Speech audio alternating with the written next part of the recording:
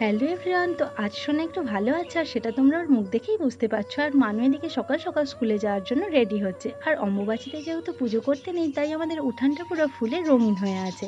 আর আজ ভাবছি সোনাকে একটু খিচুড়ি বানিয়ে দেবো, তাই সোয়াবিনটা আগে থেকেই ভিজিয়ে রাখছি।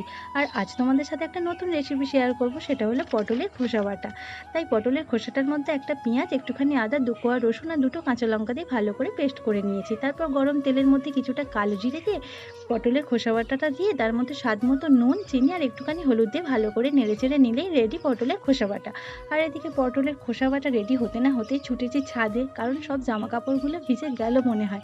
অলরেডি টিপটিপ করে বৃষ্টি পড়তে শুরু করে দিয়েছে। তারপর নিচে এসে ঝটপট করে সোনার জন্য খিচুড়িটা বানিয়ে ফেললাম। আর এদিকে সোনার খিচুড়িও রেডি আর বাইরে ঝমঝম করে বৃষ্টিও হচ্ছে। বৃষ্টির মধ্যে খিচুড়ি কি মজা! তো চলো মজা করে সোনা খিচুড়িটা খেয়ে নিই। তো আজকের মতো এতটাই, দেখা হবে নেক্সট ভিডিওয়। ভালো লাগলে লাইক করে দিও।